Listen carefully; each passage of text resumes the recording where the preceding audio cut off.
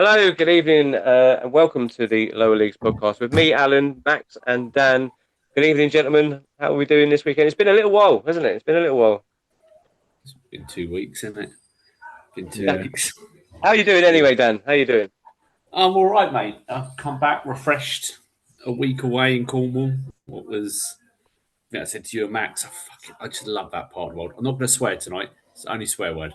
I love that part of You the say world. that every episode, Dan. I know, It yeah. always creeps in. Well, after last week, literally being told I'm a racist, I'm a homophobe, Oh, I'm all sorts. let's not get into that. Let's not get into Yeah, that. We're not dealing with him. ruined day two of my holiday. No, mate, I'm all good. Like good week away.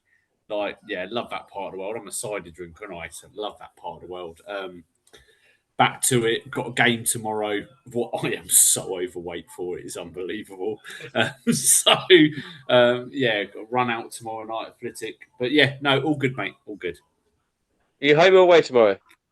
Away to Flitwick tomorrow. So Okay, I might see if I can come and watch that. yeah, mate. No, it'd be good. It should be good. 7:30 kickoff. Got a load of the under 18s in. Yeah, it should be good, mate. Good run out. Hopefully I've already been told sort of 60, 70 minutes, get a run out and then come off. So now look forward to it. So nice one. Yeah, I'll see what I can do. Cool. Max, we already know you've had a good weekend. How's it Yeah, been? been good. Yeah. So we had our first competitive fixture. It was in that Bucks Charity Cup. So we drew Horwood away. We won 3-1. So yeah, it was fairly routine to be honest. Still had quite a lot missing as well with like cricket and holidays and weddings and all sorts. So we were slightly lighter. We pulled a couple of lads who probably end up playing in the devs with us, and under 18 as well. So yeah, job done, all good. And then took little man to Vicarage Road this afternoon for his first game. And it was a good one to be fair. Yeah, definitely. I honest, I was not very hopeful, but yeah, we won, and yeah, it was a game that had a bit of everything. To be honest, loads of cards, plenty of goals. Southampton missed some chances as well at the end, so yeah, it was a good crack. He's fleeced me for all sorts and shirts. Future Hornet centre half going to Vicarage Road for the first time. So yeah, that was nice. Before we get on to our guest, I think we can just by his reaction. I think we can see he's not a Wigan fan. Yeah. I didn't expect to be sat here on a Sunday night talking to a Watford fan, to be honest. But here we are. Oh, great. A good weekend overall, then, Max. Yeah. I can't. Are you Luton or Southampton? I don't know. No, I'm Luton, mate. Luton, he's Luton. Yeah. Someone else did, didn't they? So. Someone's got to be. Yeah. Well, we both won this weekend, so yeah, that's true. That's very true. We'll take it. Right. Well, so as everybody can see, thanks to everybody for watching as well. By the way, so everyone can see we've got Dan Welch, or Welchy as he's known to everybody, with us tonight as our guest. Good evening, Welchy. How are you doing? Yeah. Good evening, gents. Thanks for having me on. Yeah, I'm doing very well. Bit similar to the others. I've been away. As you found out last week, I was down in Norfolk. Yeah, we tried to get this last week, didn't we? But unfortunately, the signal weren't playing ball. So came back Friday morning, went straight into a game Friday night in the FA Vars at Coney Heath. And then Saturday, I was at Billsway Town versus Haringey Borough. So, yeah, it's been a busy week, but an enjoyable one. And obviously, watched the Arsenal today. So, yes, it's been a fun weekend of football. So you're with Colney Heath, and you have been with Colney Heath before, haven't you? In the past, but you do a lot for around the non-league sort of football scene. So go through with us like your background like from years ago, how you got into it and all, and what you leading up to now, and we'll talk about all the other stuff that you do as well. Yeah, no, for sure. So basically, my dad was a manager of non-league around the Hertfordshire area, so I've been brought up in the Herts County Premier mainly, and then St Peters. He went to St Peters, who were in the Spartan. It was the old Spartan. I can't remember what it was called now, but I've been involved with that. And then obviously I was at London Coney for about 3 years. just helping out. I wasn't doing the social media or anything. I played for the reserves, and all my mates played for the first team. I was never good enough, unfortunately. And then we won the league. Sorry, you have to forgive us because Dan does this I know, yeah. I didn't want to say anything, but this is a regular thing with Dan. So off-putting. It's so Just off-putting. going a bit, It's also boys, so bear with me. fucking annoying. What's he doing? Moving house? He's probably gone to go and get a cider. That's how much ice you put just- in one glass of fucking cider, honestly. Just gone to grab a beer, boys. Hurry the Bear with fuck me. up. Sorry, Welchy, carry on. That's Yeah, all right. sorry, mate. Yeah, so I was at London Coney. I think it was 2013. I joined over there. I was playing for the reserves, but I wasn't really ever a good footballer. I was just mad for football, so I just wanted to be part of something. So I found myself at London Coney, which is a stone's throw away from where I actually grew up in St Albans. So when I was at London Coney, I was just helping out with I was nothing to do with the management team, but I'd say I was like helping them with the kit, do the water bottles, just doing everything. Yeah. And I think it was 2015 and 16, we actually went and won the Spartan Premier Division at London Coney, but then we refused the promotion because we wasn't really equipped for it. I mean, we didn't have the ground. If you've ever been to London Coney, it's derelict, it's terrible. There's nothing going for it at all. And we didn't have anything really to go up into step 4. So we refused the promotion, and then after that, the whole club got took over by someone else, and they're still there now. And that's why London Coney haven't really been back on the map since. Really, everyone left, and new people came in, changed it all. So I moved on to Coney Heath because when I was at London Coney, there was a manager called Ryan Thompson, known as Tomo. I was with him for a bit, so I went over to Coney Heath with him. Just doing my normal stuff, and then I've been at Coney Heath for probably 5 years, and then Berkhamsted headhunted me to go and do the social media over at Burko. So I've been there for 2.5 years, but I've just recently left and come back to Coney Heath, back in the Spartan now, where I feel like is my home. So yeah, I've been involved in football all my life. I've been a manager. I was a manager of Harpenden Town under 23s, Bedmond United. Did all that, but it just I didn't really have the head for it. Really, I was a bit. I'd like to have a chilled life, and shouting at a load of kids on a Saturday afternoon is not really something I want to do. And I took up the social media thing about 6 years ago, and here we are. Well, you're fucking brilliant at it, to be fair, from what we've seen so far. Anyway, Max, why are you hating, mate? Well, I'm still listening. I'm just fucking... Oh, it's so loud, mate. Go on mute. Like, no, because the fan... No, clanging and banging around. It's the fans, Max. He's box office, isn't he? Realism. So off-putting as well when you're talking and you can just hear you in the background clanging around. Just getting ice out of the bag. Fucking bang. Honestly. Swore again, mate. Did you win it? I mean, No. Keep him honest. I'm not sent the bomb yet, so we're all right. We're okay. In terms of the like social stuff, you say obviously been doing it for like 5-6 years. Yeah. Where did you start doing that at Coney Heath, or was it? Yeah. And how like were you just sort of like on Twitter and what have you, just yourself anywhere, and then you kind of just took it on from there? Yes. No, so pretty much when Brian Thompson left Coney Heath, they brought in a manager that no one really knew or really liked. So my really good friend of mine, Matty Day, he went on to manage Coney Heath, but he was at Sandridge at the time. So I just went down and said I'd come and help you, blah, blah, blah. And the next thing, we were playing over at Buntingford, and I was just doing match reports off my own account, not really thinking of it, just having a bit of fun. And yeah, since then I just fell in love with it. And then I started at Sandridge, done a couple of games with Sandridge. He then got the Coney Heath job, so I started it at Coney Heath. But yeah, if you follow me on Twitter, I'm sure you probably do, or any of my accounts. I'm very active on Twitter. I love it. I like to. I just love doing what I do. Like, it's honestly one of the best things I've ever done in non-league football, and it helps so many people. Like at Burko, when I just left, I received over 60, 70 messages from the fans, just how gutted they were that I was leaving because of how much I did on social media for the club and how connected they felt with all the fixtures, the updates, the signings, and all that. And yeah, it's a role where it's not really like that massively important, but when you actually deep it, it's a very important role, and that's what I love about it, just being in charge of the socials for clubs. And when I you think were it's at a role Burko, were you getting that, paid? So I've got, no, it's always been voluntary. But basically because of the work I was producing at Coney Heath, Chris Navan at Burko, he was watching it.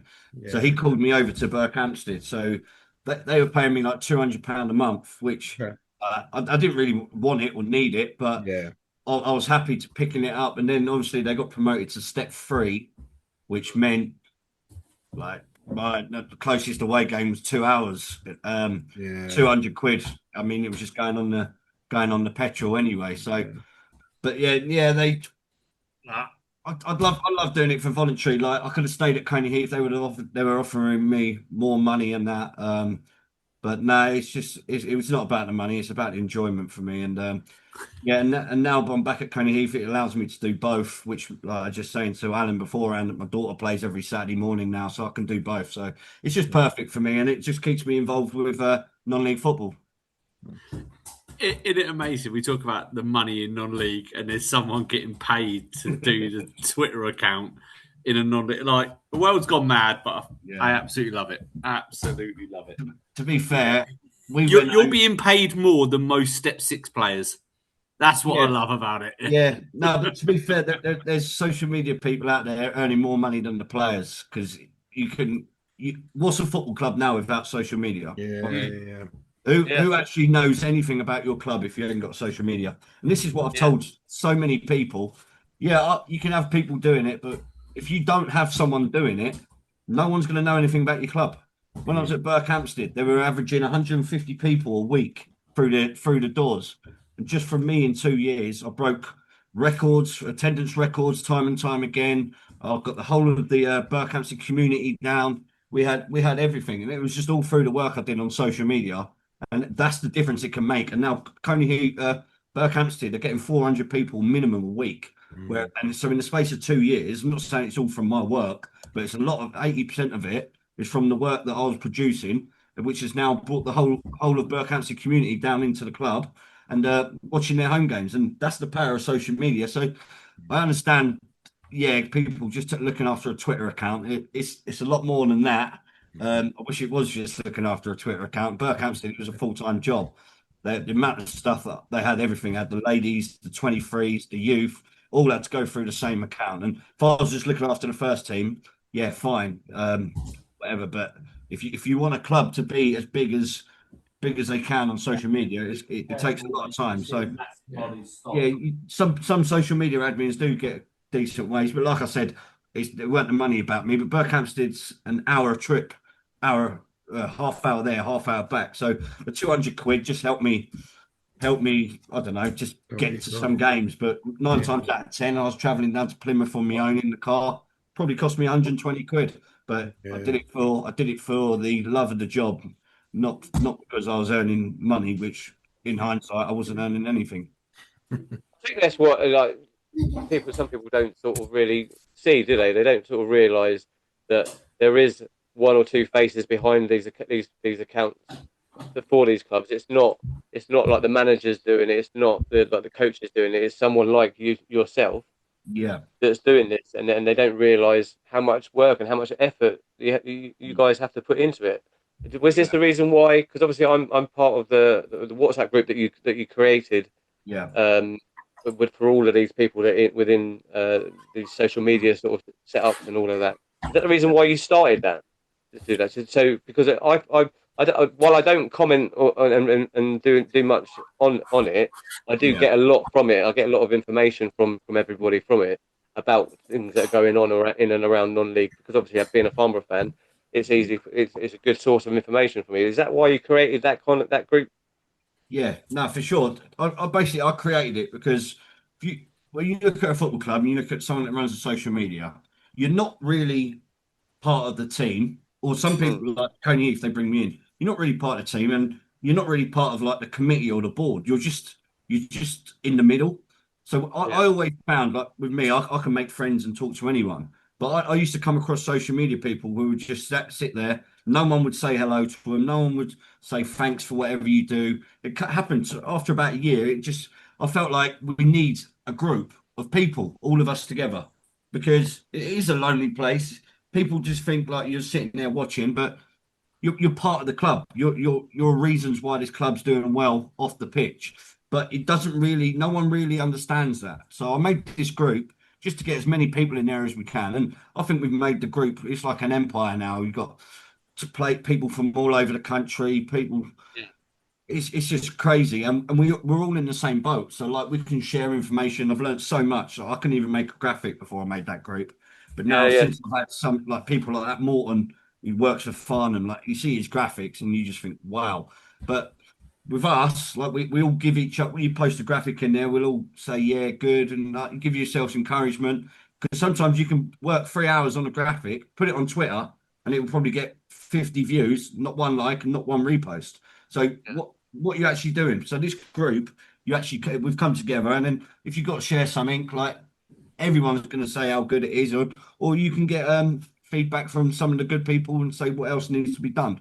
But yeah, I think the group's helped me massively personally because yeah, like I said, I'm talking football all the time. I'm talking about anything. I know so much more now about the leagues, like people like yourselves.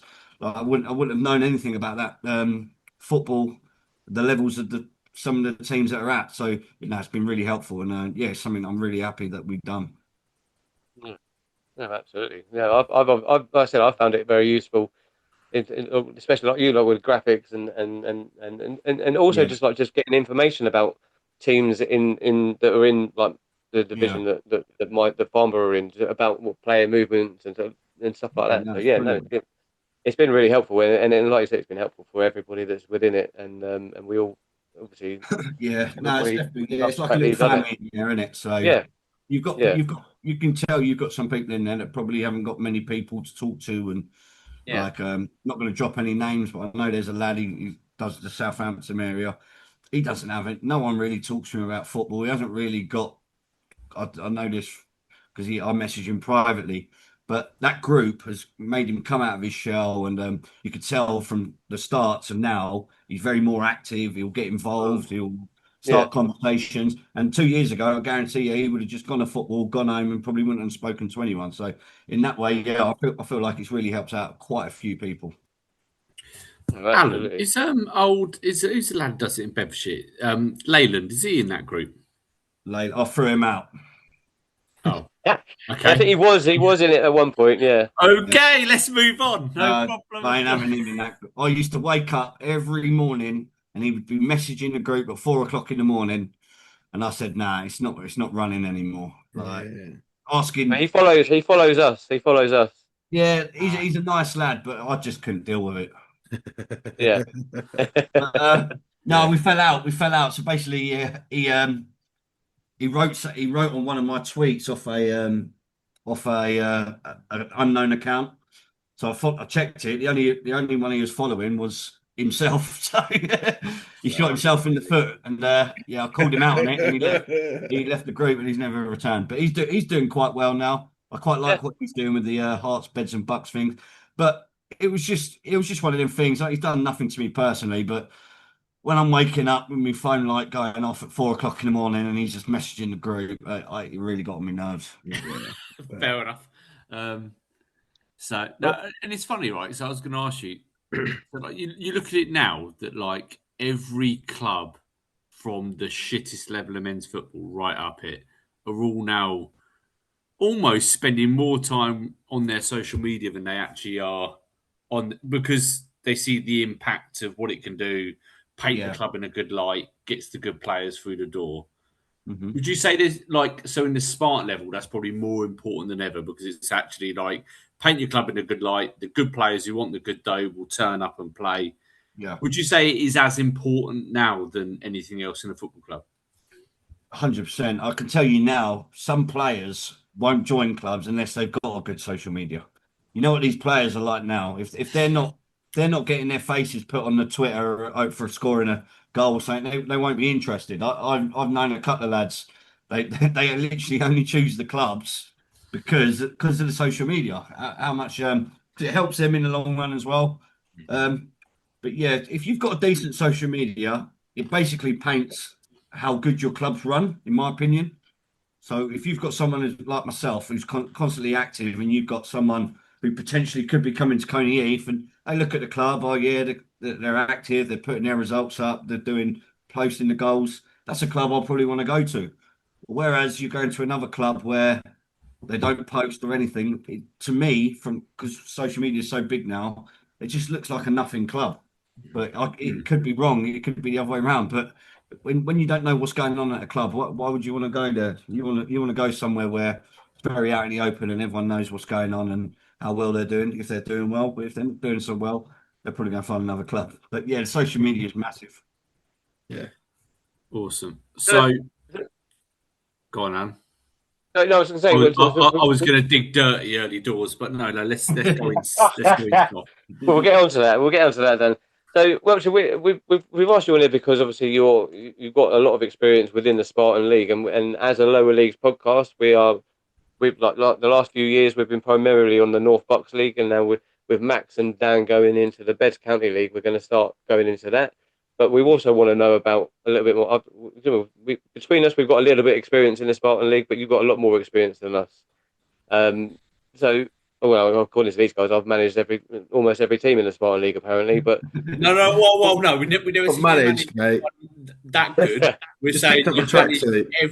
you've managed everyone beneath the Spartan League. Anyone and everyone. But look, what can people expect from the Spartan League through the divisions, and what the teams to look out for, what are the teams that are going places, what are the teams that you want to stay away from, and how, and also from it, how did you start up the podcast from it that you did a couple of years ago?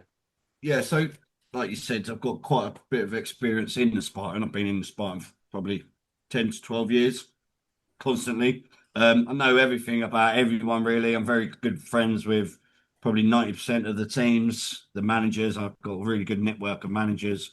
But yeah, the Spartan, what you can expect is just mental. It's carnage. I say it's like the championship, mate. Like you get some strange results in there. I mean, it's just crazy. But the good thing about it is it's starting to produce some really, really good football sides. Really good football sides. And it used to be about 10 years ago, it used to be like a 2-3 horse race. You'll always have like Hertford Town, you'd have the Burkos, you'd have the Hoddestons. But now it's just massively wide open, especially the Premier League.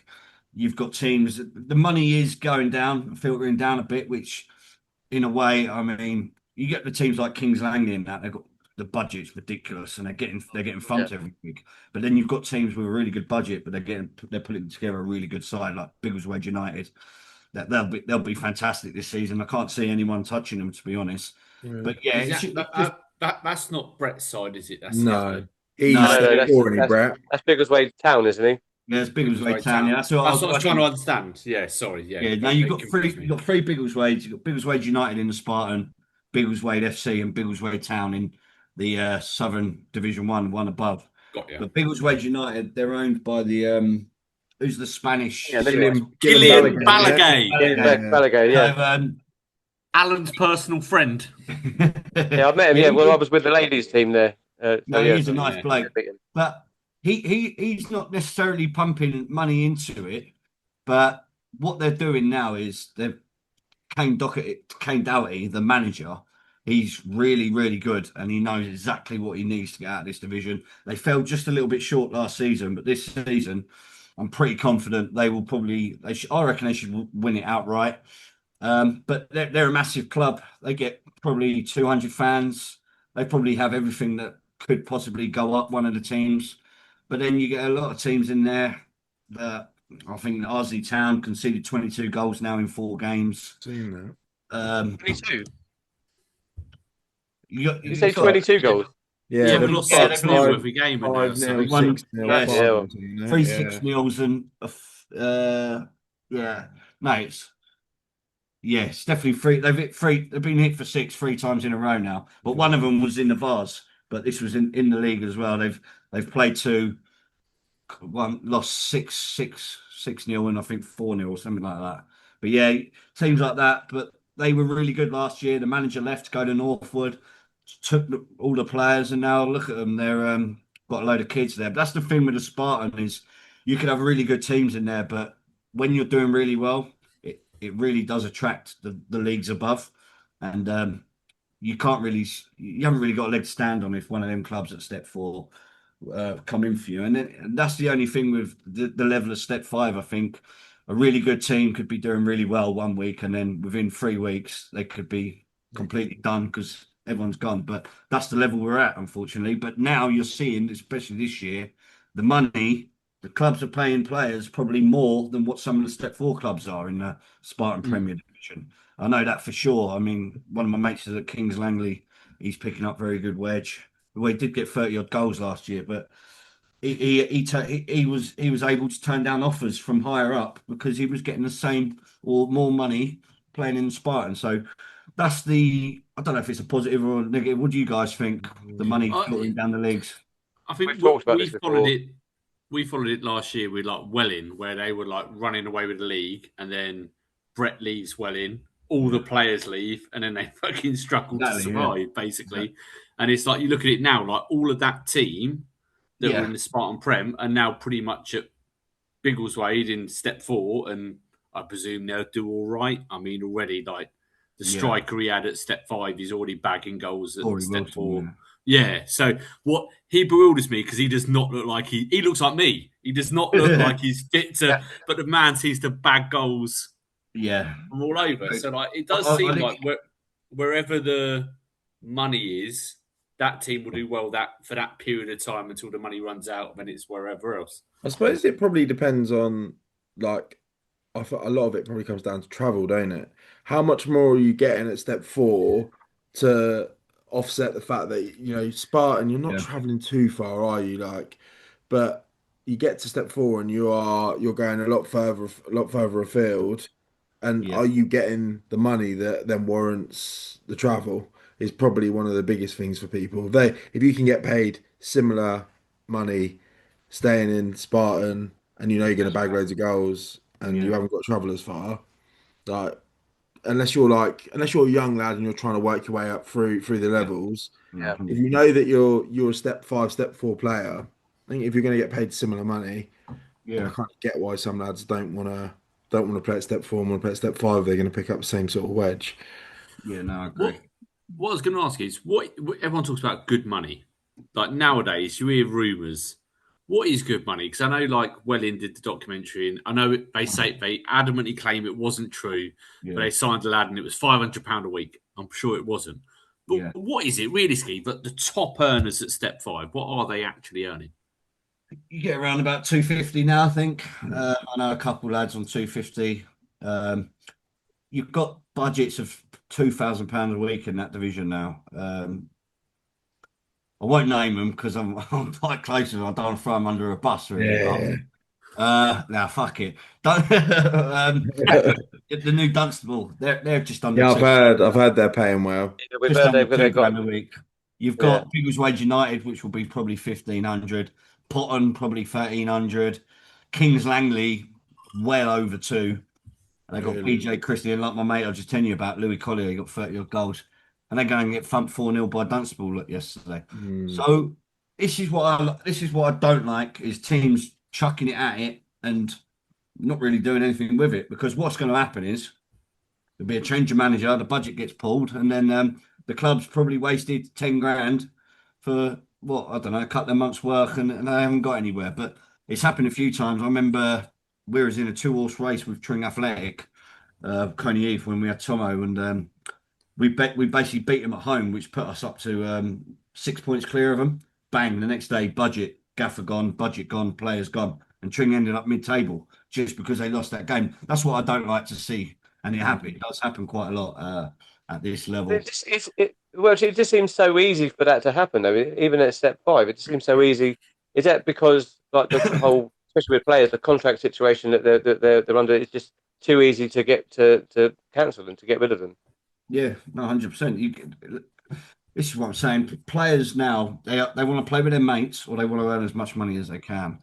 And Yeah. are they actually there fucking putting 100% in every week so this team tries and get promoted? They probably couldn't give a shit. As long as if they're picking up £1,000 a month, they're not really interested. And it does happen a lot. There's a lot of players. I won't name them. There is a lot of players that just go places to pick the money up. They've got no interest in the club. They've got no interest in what happens with the club, and that does happen. But yeah, but the Spartan now is getting so competitive, and it is coming down to money, which I mean, I don't mind it. Like I said, I don't mind it if it's being used in the right way, and you're not just like you're not going to piss this league. Whatever, you could have a £5 a week budget, go and get a load of step 3, step 4 players. You still wouldn't piss the league. It's that fucking crazy. But yeah, I don't know. But you like Harpenden Town, they've got a really big budget, but half of their players are over 35 now, and they're all like ex-Northern City players from 10 years ago, and they're getting up good wedge. But the game's changed massively, and you get kids like Baldock Town and like Coney Heath, they'll just run you off the park. But yeah, are they using it in the right way? I don't know. I'm not really a fan of Harpenden Town anymore because I fell out of them a couple of years ago.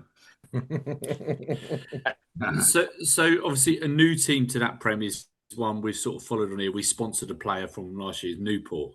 Yeah. When we talk about budgets, because again, I don't know if is it Stuart Hall who runs their social media. He's involved with the club. I used to be in Nodi. I know he's involved in them in some way, but whether they seem from the outside looking in a well-run, well-organised club. Yeah. But where are they in that echelon of that league? Because they've clearly gone there to try and get to step 4. But obviously, it started with 2 losses, and although a good result yesterday, I don't know how good the opposition were, but they seem to be bringing all the old boys back in. Yeah. No, they're in the top 3. I know that for a fact. They're in the top 3 budgets. Heard that someone told me that personally. But like I said, this is why I put that thing out the other day. You ain't coming to the Spartan and winning it outright. Only one club's done it in the Prem, and that was Real Bedford, and they were immense. I was in that league. I was at Coney Heath then, and they were unplayable. They would do it. No one else has ever done it.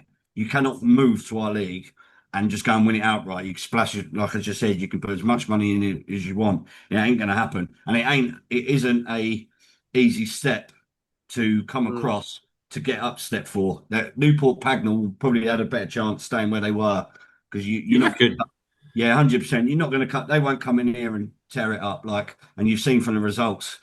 Played 2, lost 2, conceded 6, and don't even think they've scored a goal yet. So that's how hard it is, and they've still got massive teams to go up against you. And with only the one win in it, they've got no chance.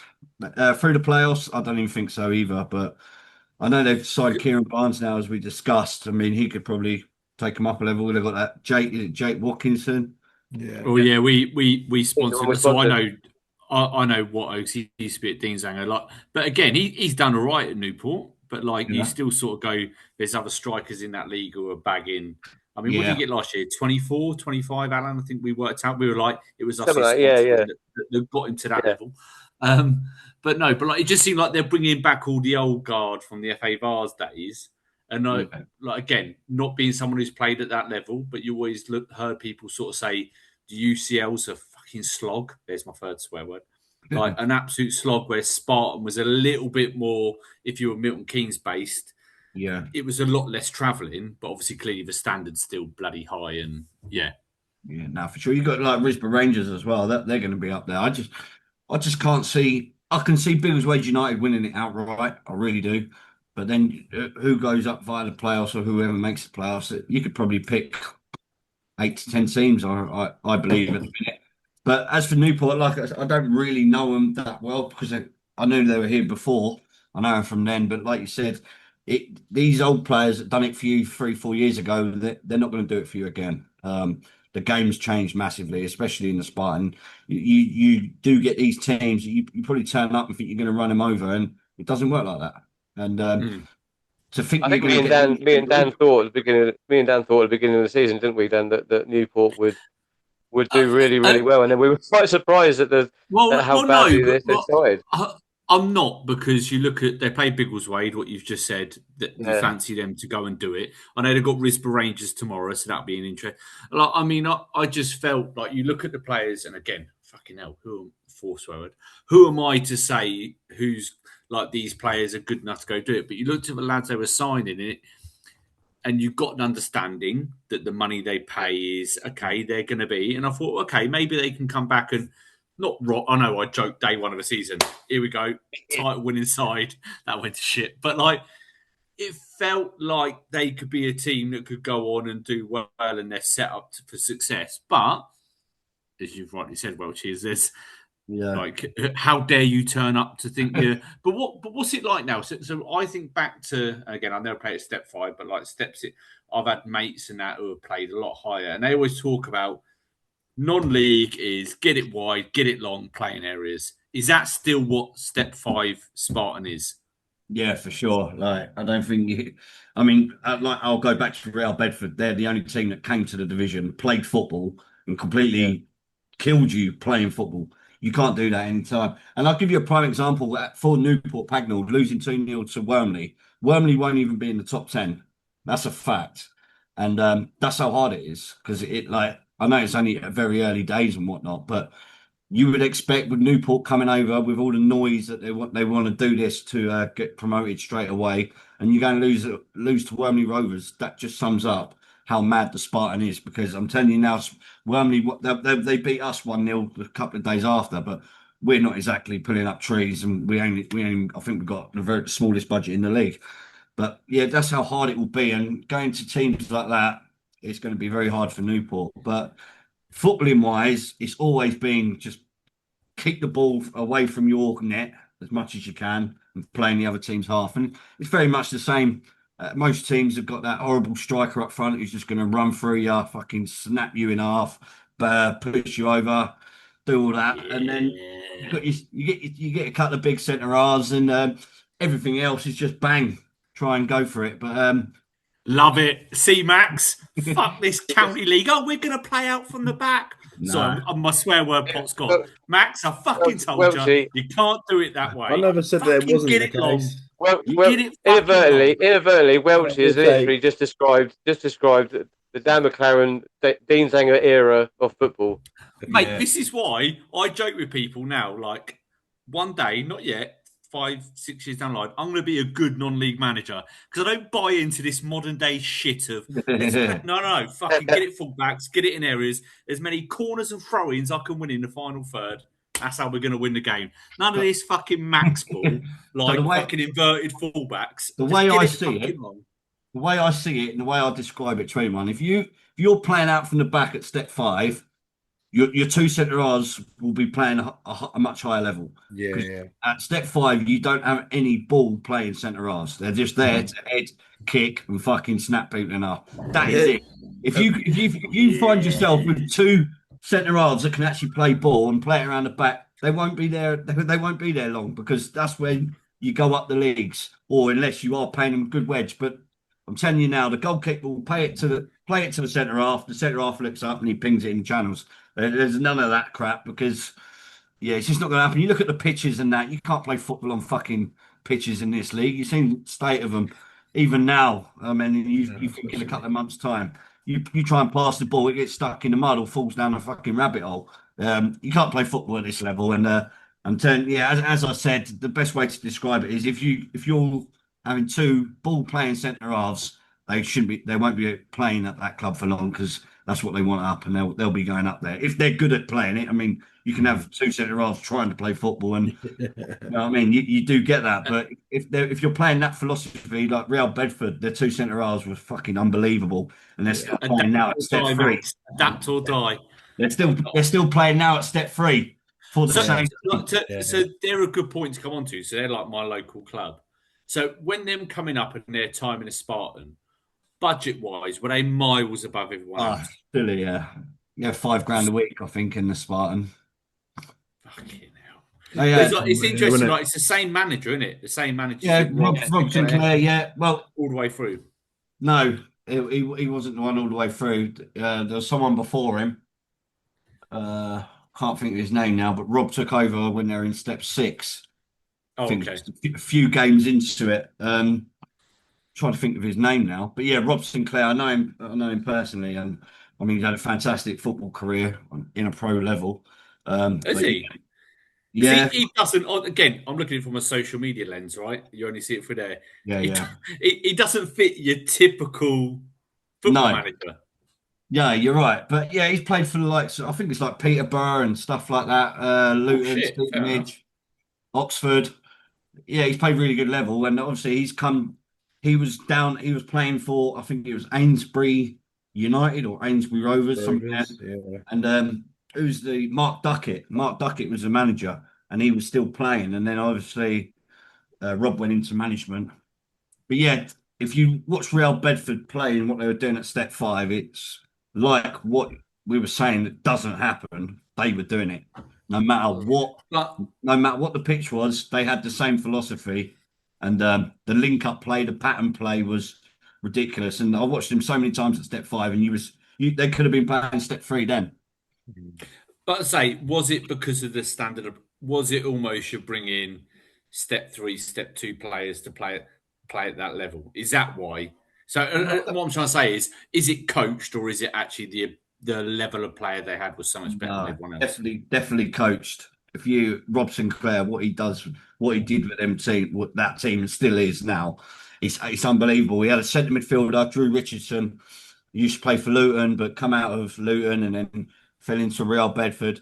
He used to be a central midfielder, but what they do when they've got the ball, he drops in between the two centre halves and he becomes a third centre back, and it's just the wing backs will come in. It literally you can see it, but you can't stop it.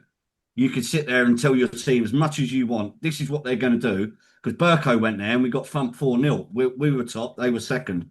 We knew exactly what they were going to do, exactly how they play. But could you stop it? Not a chance. It was just incredible, and they were doing it through step five. But you say they had players from upper divisions. They had they had one the lad on the wing. He was at Harpenden Town. He was playing step five at the time. Dan Walker. No, They not had Dan Walker for a while, didn't they? He was Josh. ex-pro. Josh Setchell. Josh Setchell. Yeah, Josh He, Setchell. ironically, he was at Pitstone when Yeah. I was there, and he couldn't get a sniff in Pitstone's first team. Well, he And come to Wellesley Harpenden. was in there with us. Was like, no, not good enough. Was he? Did he go to Ardley or Arsley? Ardley, one of the two. Ardley, yeah. But Yeah, this he was was when there he for a was at little while. Harpenden Town as well. Was he? Yeah, Yeah. he's fucking mustard. But because, like I said, like he was a step five player, Mm. but the gaffer had them doing some of the stuff, and they were so well trained. Like their first thing would do with Setch, because he was so fast behind the left back, they'd give it to the right back, bang, he's hitting a 100-yard straight ball over the back of the left back, and he's already gone. He knows exactly what's coming next, and they scored so many goals through him, and yeah, they were just brilliant. And they're one of the few clubs that have, well, probably the only club I can remember, that have come to the Spartan and won it outright in the first season. Other than that, it's you're not coming there to do whatever you think. It's not that type of league. Yeah, Mm. I am really keen to talk about the two leagues below as well because Mm. the step six I find fascinating because it's like Oh, mate, it's yeah. kind of like this level of football where you're like they're classed as semi-professional. I know some of them are getting paid and what have you, but it's the same clubs that are just always, your Amptils and Yeah, um, very good. those Upper kind of Grange. clubs that have just been there forever. And Mm. you're kind of like, I always just think, how do these football clubs still keep going year after year after year? Because I mean, we A played good bar, mate, to bring in the money.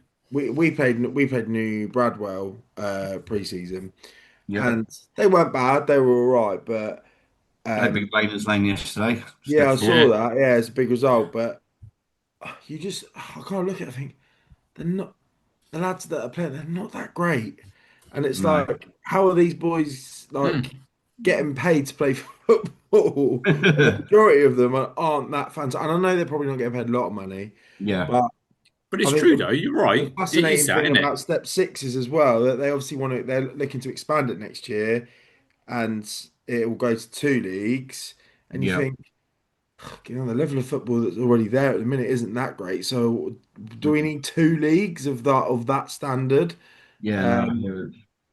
yeah, I just wonder. I wondered this year, like, is there like a because you do get that like the AFC Welling type team who Yeah, go No, into that's step six and they bop everyone. Everett did it last year, did they? Yeah, yeah. Everett did it last year. Everyone in it last year, Yeah. yeah.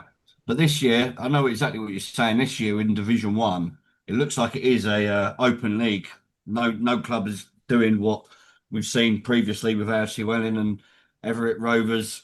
But the thing with the Division One, I know what you're saying. The bottom half of Division One probably is a county level standard Mm, from 100%. my perspective, and I think Spartan 2 is probably worse than the county premier in Hertfordshire. Well, especially in the Hearts. There's some teams in the Hearts county that Hintons and Chipperfields, they could easily be playing in this Division One in the Spartan. So the bottom half of it, I think they're just they're just them clubs that have been there for probably 100 years, probably got the same secretary and treasurer that's been there since 1940s, got no real ambition to do anything. But then the top half of it, like you said, you got your Amptills, but I think like the Amptills, every time I've been over there, it feels like a bit clicky. Everyone's really involved with each other. Everyone knows each other. So I think that comes into it where if you've got a manager from the area and he knows all the players in the area, they're going to go and play for Amptill. They're not going to go and play for anyone else. But then you've got the likes of Langford, like who the fuck wants to go out to Langford and play football and that? So, but they've started really well. But my mate's the coach at Cranfield, Tom Jones, and they've recruited really well. But are they? What level is it? What level is it? Like I just, without being disrespectful to the clubs in Division One and Division Two, I don't. Yeah, it's not something that I'm really. Do I want to go? I'd go and watch football every night of the fucking week if I could. But would I go and watch the Spartan Div One on a Tuesday night? Probably not. But yeah, like you said, What's wrong with Cranfield? Up the no, fucking no. cranes. No, like I said, Stuart and Tom, I know very well anyway. So I really hope I, it's their year. I've not met him yet, so I'm now involved with the devs. So Right? like Yeah, the third team there. But yeah, it's yeah. funny you say it, right? Because so I played for Cranfield 10 years ago, and then I've joined them back this year. And the guy, I don't know if you know him, Mark Perrin, he's like basically been involved with the club for years, Pez. And he described Div 1 last year as as shit as it's ever been. He's Yeah, like the standard, he's like, because their reserves finished second in the Beds County Prem last year. And he's like, they're just as good a side. It's yeah. no different.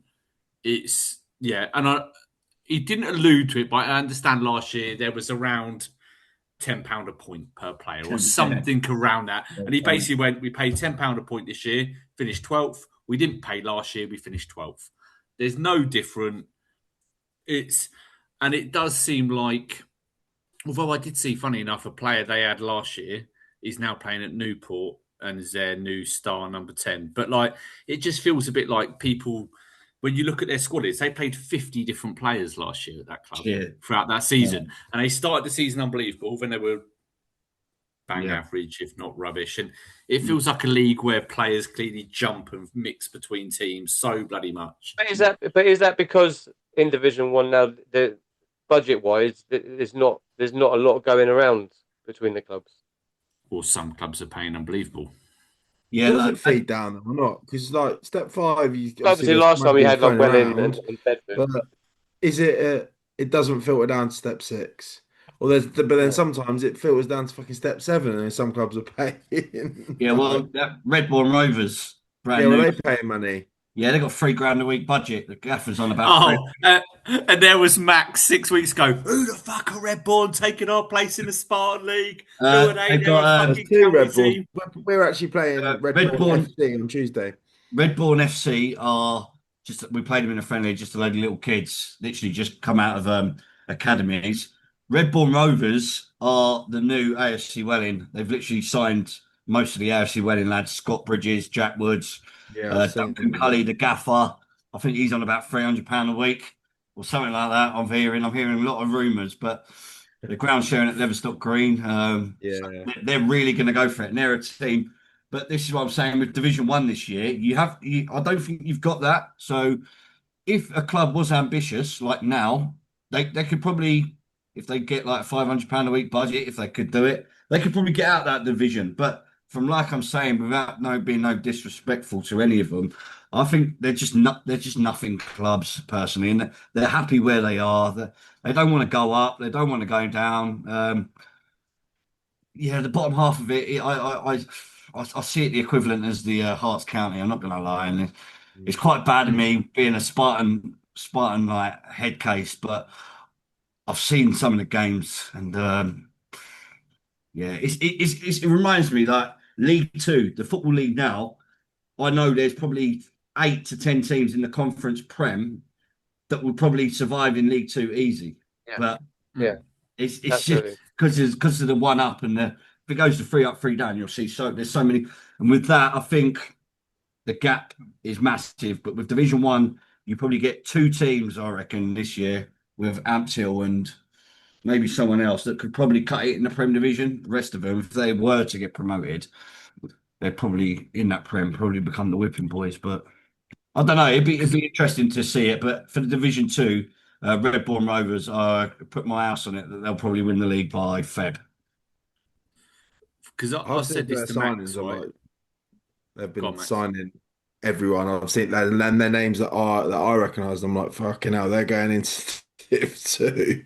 And I saw that Bridjo went in as well. You're like, yeah, they're obviously they're well. I don't know how they're funding it, but they're obviously managing to. But you do also think like, who are these people that have got this money that are throwing it around, fucking Well, lads yeah, but playing step seven football, right? Redbourne Rovers were Hearts County Division Three last year, so Yeah, and they came near the bottom of it as yeah, well. bottom. So because I was the one that leaked Redbourne Rovers coming into the Spartan too, them and Redbourne FC. I got inside Yeah, information there, but when I first heard about them and I looked at the badge, I thought, who the fuck is this lot? It just looks. I literally live 10 minutes from Redbourne, and I was thinking, I don't know any of them. How are they ever going to survive? And then bang. As soon as I found out they were ground sharing with Leverstock Green, it was clearly a money thing. And then yeah, announcing Duncan Cully, who's fucking played step two, step three. And then they've got the likes of Woodsy, yeah. Steve Sweet. Wade, James Potton, who was at AFC Welling, right back, Yeah, one of the best right backs you'd probably find at step five now, if he was still there. I think Dan Green, Jack Green, both been yeah, at Hitchin, St Albans City. They're all going there, and there will be the new AFC Welling.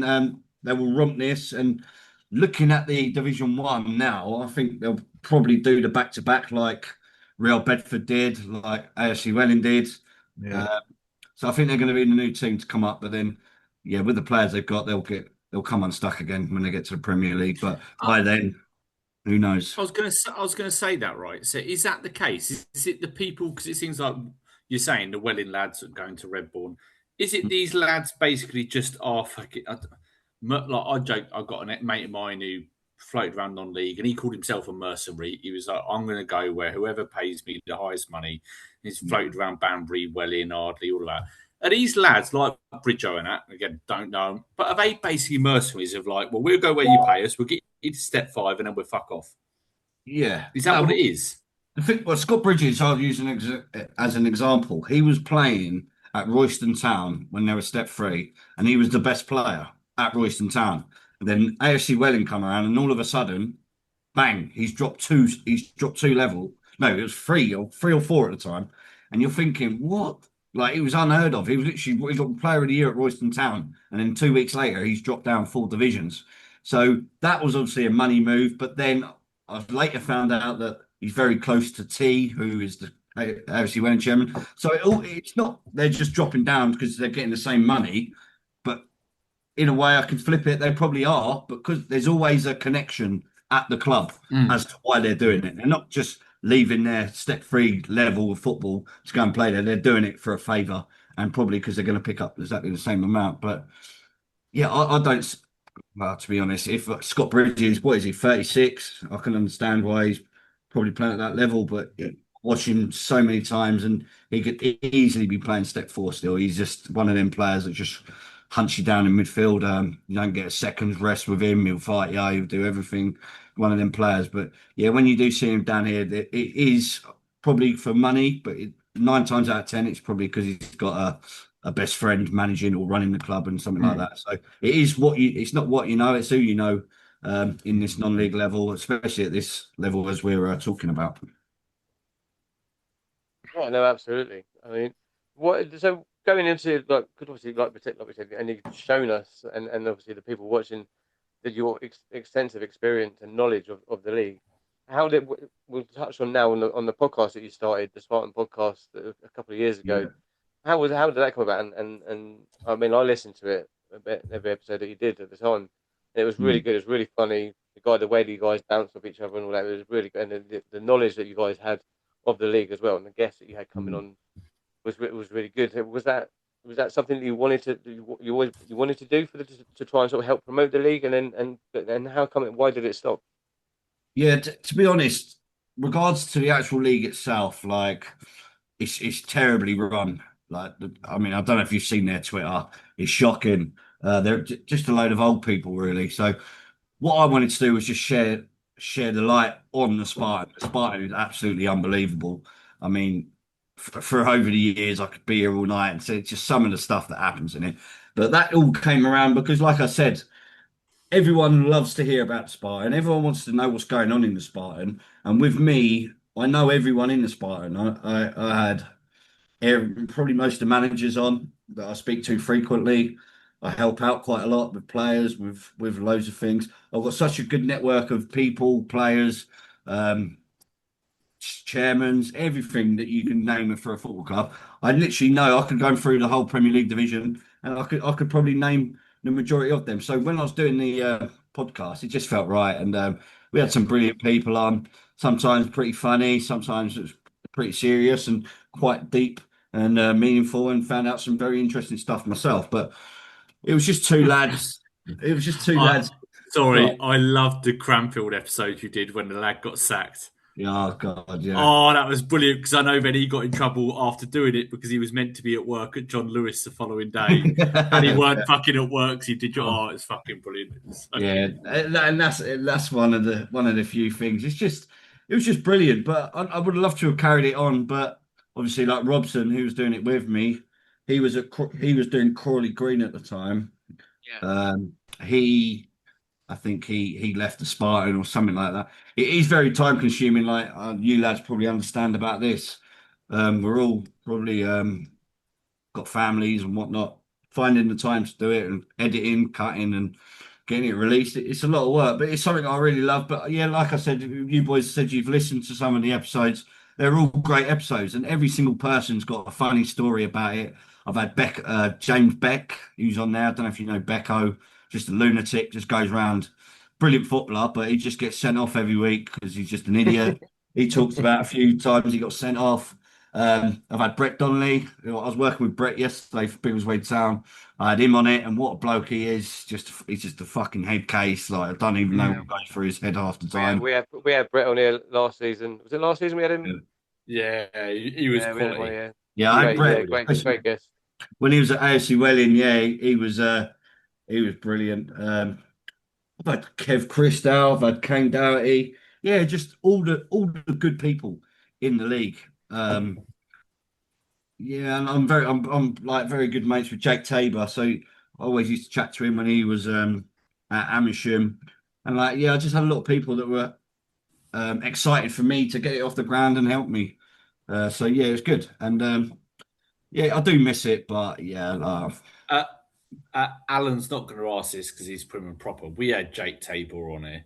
right, Honestly, I found him when we record the podcast boring as fuck. yeah, When we stop recording, what a lad. unbelievable, yeah, What a no, lad. But he's during the very hard recording, to he talk was to. boring as fuck. Yeah, no, Yeah. he's very hard to talk to. I had Leon Lobjoy as well, so Oh yeah, I had I've Leon heard some Lobjoy. stories about Leon. Right. I had him on this podcast for an hour, me and my mate Dan. I'm telling you, every time I ask him a question, yeah, nah, yeah, nah. It went on for it. Well, he's meant to go on for an hour. I had to cut in. I don't even know if we released a podcast. Some people like that, but you look at Leon everywhere he's gone. He banged goals. You think fucking hell, got Leon Lobjoy on the thing. But yeah, it's not nothing to do with them. They're just not that type of people that Yeah, want to hear. Like I yeah. could sit here and talk shit for fucking hours. Them, not because they don't want to be on it, or they just it's just Not not like, for them. Some people don't yeah, like doing stuff like this. So yeah, it's important to get the right people. But yeah, I Yeah. totally understand. Some people sound boring as fuck, and you do question yourself like, what we're going to do with this episode, because you're getting ones and two word answers back, and it's not a good look on yourselves, because basically it's your podcast. But yeah, now I've come across. But as for Jake, yeah, he's very quiet in real life. I was with him last weekend. He doesn't really talk much, but then when you ask him a question that he knows the answer to, he's right in, and he knows. But when you're talking casually, he's not really that interested. Or he thinks I'm boring. One of the two. Still got his lots of views though, didn't he, lads? Yeah, He did. It was just it's a shame, right? Because as soon as you cut and I get it, right? He was on the verge of moving to Sweden. We did it literally the end of the season, Alan. I want to say the Yeah, season so had yeah, finished. He was before at it the was. season had summer finished. between, Yeah, yeah, and he was a little bit, yeah. You could tell he was reluctant. Stop recording. He gave us all the dirt on non-league. It was fucking brilliant, but it was just like shame you couldn't, because I've always joked. You'll probably know me. He was at Winslow. Ethan Flanagan's basically Yeah. said, "I'll come on and unload the whole world on league on you. I'll tell you everything about it." And he probably would. Where in the past we had Jake Watkinson on, didn't we? Really nice guy, but you could tell there were still parts where he was like, "I'm not going to throw myself under a bus here. I'm just going to toe the line and save the things I should say." Whereas we perhaps want a little bit more of a rebel at some point to just go, "He's a prick. He's this. He's that. I got paid this here. I got paid that there. Job done." Yeah. Yeah, now of course you want you want the best people to get the best views. Like the one thing I'd say is as long as the people are honest. I mean, if the honest answer is short and sweet, it's short and sweet. But yeah, I like to dive into things on a deeper level, and I just love talking. I love talking, and what I will do, I will talk facts. You'll never see me coming on any podcast and that, and just making stuff up to throw people under a bus, because I don't agree with that. And I've got too many friends in non-league to be doing that anyway. But yeah, So, last question from me, because we haven't really spoke about it, but a Spartan Talks podcast, Twitter page. yeah, How many times do you get clubs direct messenger going, rein it in, fucking hell, give it a rest? Because yeah. I look at it as a bit like what we try to do, right? And that's what look, we try to have a laugh. We go, it's not personal in any way. We're trying to have a laugh. We dig clubs out, but we're digging them out more to put a spotlight on them. But you do it, obviously, we do it through this. You've done it through Twitter. Some Yeah. of them are brilliant. How much shit do you get in the DMs for that? Yeah, no, well, this is the thing, because I've got so many contacts at every single club. Like back at the last year, I was announcing the transfers before the club admins even knew, because I was just getting told so many things, and I announced it. The clubs are fuming. Like the Kings Langley admin, he was like, "Ain't that for us to post?" I was like, "Fuck off, mate! I know before you. I'm just going out there. I ain't waiting for no one. I don't. It's not like that." But yeah, I've upset a few clubs. But I do. I've got a team. I've got a WhatsApp group. There's about 4 of us on it. And I said, look, we need all the clubs on our side, because that's what we want. We're there to make the Spartan look good. We don't want to make it look shit. But like I said yesterday, when you get the Ardsley admin, yeah, we lost 6-0, but what a sensational performance. yeah, that was class. That ain't running with me. That's getting fucking the Harlow Town pitch. Whilst the game was on, I had the gaffer sending me pictures to fucking call them out. I called them out. I got over 2 million views in 24 hours because of how shit it was. But I felt bad because Harlow, they're part of Spartan. But that kind of shit, you need to get it out there. And obviously it creates great engagement. And one of your favourite ones about the old Newport, welcome to the Spartan South Midlands Premier Division. Yeah, I had to throw that out there. But then one of the lads that supports Newport, he's running the account with me, so he weren't happy. If it's there to be, if I get teed up for it, bang on, you best believe I'm banging it out. I think though, Welchy, and I think and Dan and Max will agree with this. This sort of level of non-league football needs people like you to do this, because you're not only are you bringing sort of the spotlight onto the league, but you're making it entertaining as well. You know what I mean? People are loving what you're doing, and they're engaging. That's what you're doing. You're getting people to engage in you, with you and the league and the clubs. And so, I mean, what you're doing is nothing short of brilliant. Yeah, I'm literally, I love non-league, not just the Spartan. I'm just massive Yeah. non-league. And if I can help out, like I'm like tonight, I put a fixture post up for Risborough versus Newport tomorrow. If I can get 5 people to go just from my account, I'll be fucking happy for the club. I don't earn nothing from it, but if I can do that to benefit a non-league club, brilliant. But as it's a Spartan, even better. But yeah, I want it to be I want it to shine a light on the Spartan because if you've seen the official account, I'm tweeting stuff and they're tweeting it 3 weeks later. They're so far behind. I think they're just a load of coffin dodgers, to be honest. But they're That, trying. that was going to be one. I think one of my questions though around it is like, and we kind of had this from a North Bucks perspective last season, where I think to begin with, quite a lot of like the league committee were like, oh, they're talking about what's going on in the league, Yeah, and oh, they're there's certain things that have happened, and we were obviously then going and talking about it, and it kind of got people's backs up.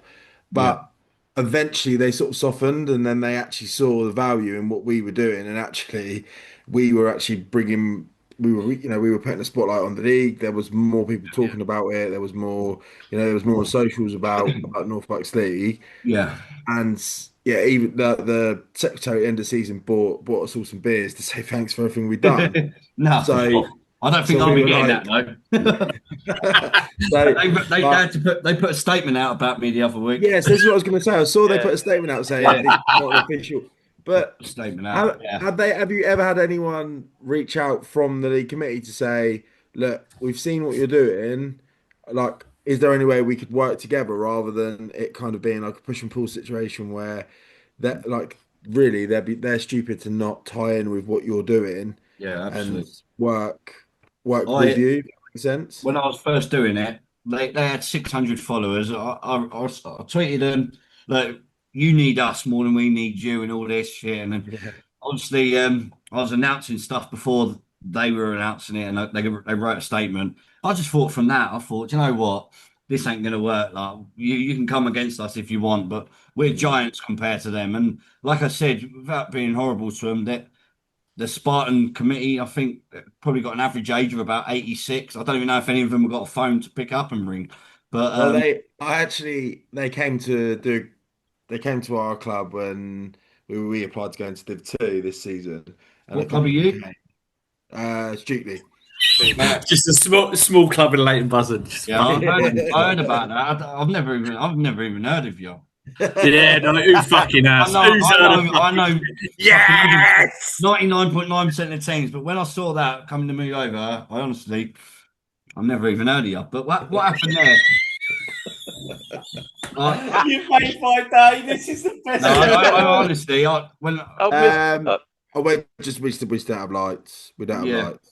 No, So because my mate who runs the page, he was like, whatever it is, Stutely, applied to come yeah. over, and Yeah, I I think said, he was nah, messaging me. He was messaging me off the page. I think yeah, he was Adam, saying, yeah, yeah, he is was that saying you? that Yeah, anyone who ain't got lights but like I said with isn't gonna that get as it. well, I was the first one to tell everyone that Redbourne Rovers, Redbourne FC, Sun Sports, and can't no, Three, I think it was just the three in the end. I there was was four. the first one four, to wasn't know. there? Wasn't Was there it four? four? There was No, I four. I think can't remember who the other fourth one London was. Coney, London Coney were meant to go to the Hearts County, but they got a reprieve into Division Two. I'm sure Yeah, but Right. it might I have think been there was, four. I can't remember. can't remember. Yeah, But yeah, but I was the first one, and obviously because we was announcing it, that's when the other thing put a statement out. But yeah. So what was that? You wanted to come over to Div Two, did you? yeah, Alan, we this is applied to go clickbait. to Div This is 2. clickbait. This is fucking brilliant. No, we Who came the over fucking to, hate this? yeah, look, but we Who, don't have lights, so we were. But they came to look because they were like, basically, your playing record suggests that you would be fine in Yeah, Div 2. So they came, and I think they said they had 16 clubs apply, and yeah, 16 clubs. I Yeah, think I don't think I think it's more. a couple that I think it's came also over. we don't have lights, but it's also the planning to have it in the future as well, isn't it? Because Yeah, so yeah, they you want teams need in like, in that you, division to start having it. yeah. you don't even need lights at the minute, but No, You obviously, don't, no. you don't, But because they it's want all about everything to the be ready future. to So move into in order step to get six. teams out of Division Two into Division One, Yeah, obviously yeah, they need that's to have it. exactly. but 2, 3 years ago, you would have got in with flying colours because Yeah, no one wants to go into it. But now, because there is so many teams trying to progress up the pyramid, Yeah. You need to have floodlights because you can't go any further without Yeah, floodlights. So they're yeah, not going to bring in teams now if they haven't got the facilities to be at step 6 and step 5. So no, that's a shame that you missed out. But now you've told me who you are, I'll help you. I'll try and help you in some way, shape, or form. No problem. Are we technically saying Welchy stopped Stukely getting in the South Mids because he made it to the big time? Mate. This is fucking brilliant. This has made my day, Alan. That's a clickbait. We're done. That's a wrap. I feel bad. I feel bad for you now, Max. I feel You're not fucking coming Obviously, back on anyway. That's all I can tell you, mate. you've heard of my club, Cranfield, big club, been around a long while, Your fucking club. big players. You've been there. You've been there for 2 minutes, mate. yeah. Mate, I'm a club legend, mate. Scored over 100 goals for the club, mate. There's a statue of me somewhere, very small. So what Anyway. level are you at then, Max? We're Now? going into Beds County Prem, so we're in step Right. 7. Yeah, Beds County Was that Prem. with Stopsley United and that? Yeah. They'll piss it again, won't they? I don't know. They didn't win it last year. It was Caldecott won it last year. No, yeah, not last year because the Penman left, didn't he? But he's come back now, isn't he, Jason? I don't. To be honest, I don't have a great knowledge of the teams in that league. All Yeah. we know about Stopsley is they've got a big number 9. Big Huge, lad. yeah. No, they'll be very good because Jason's gone. He won everything with them a couple of years ago and give it up, and he's gone back there now. So, Was he? well, if you win it outright, then you should be protesting this time next year to be in Division 2. Well, I think we would. It's a feeder league, so we would automatically be able to go into step 6 if we had the facilities. Yeah. So yeah, Max see is how it big goes. time though. He's going to win the Beds County, then he's going to go on to a step 6 club. Stukely is just a mere stepping stone for Max. Yeah. He's planning big moves, but Stukely He'll be- seems there for the long run.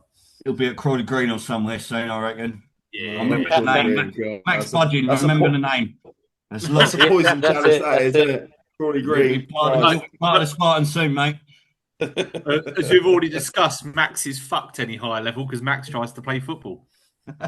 Yeah, you ain't cutting any of that out in our leagues. You'll be the first. Well, you'll be the first to get the tin tack.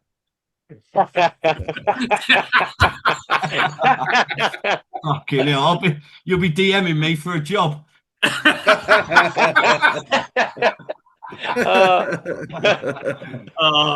You ain't got Real Peppers budget, son. Oh, brilliant. Look, Welchy, look, it's been absolutely. We've gone way over the time that we wanted to do. It's been absolutely brilliant having you on. Before we let you go, before we end the episode, just give us quickly. I know the Prem is your love there, and you touched a little bit on the Div 1 and Div 2. But who are you going to be your winners for each of those 3 divisions this season? Yeah, so from the Premier Division, I think I've said it a couple of times. Biggleswade United will win it outright for sure. Yeah, very good manager, very good players. Division 1, I think I'll probably have to go for Amptill. I think it's got to be their year now. I've been over there, just great setup. I think they've got everything to go up, so I don't see why not. And I think it'll be their year. They're currently unbeaten, so yeah. In Division 2, Redbourne Rovers will probably have it wrapped up by Christmas. They've still got some big names to announce, so they're going to be a step 5 team.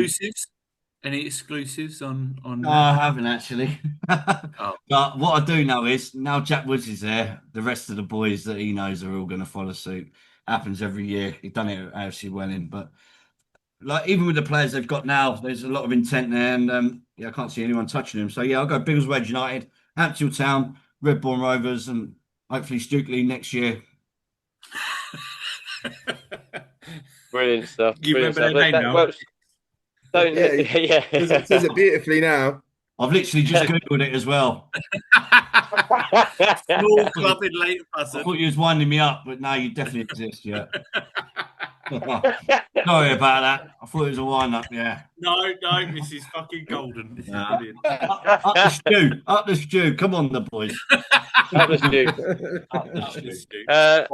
Welchy, we'll say goodbye. Don't go away, though. We'll have a little chat when we finish, but thanks for coming on tonight. It's been absolutely brilliant. You've been, it's been absolutely amazing to learn about you and to learn about the Spartan League as well. We're sure we and everyone that's been watching will have a much greater knowledge of the league through you and through everything that you do as well for I them. appreciate We'll So have to yeah, come thanks back a lot for towards the coming end on. of the season and Yeah. see how your predictions have done. Yeah, Yeah, no, absolutely. absolutely. I'll come back. I know Stu won't be in the Spartan. That's about Yeah. it. There we Nah, go. Well, cheers, gents. Dan, Max, have you got anything to say before we go? No, I'm dreading tomorrow, mate. Playing after a week's drinking Cornish Rattler. So Oh, if you come watch Alan, you're going to see a slightly overweight number 9 struggling. I think I'm And going to go yeah. Risborough tomorrow.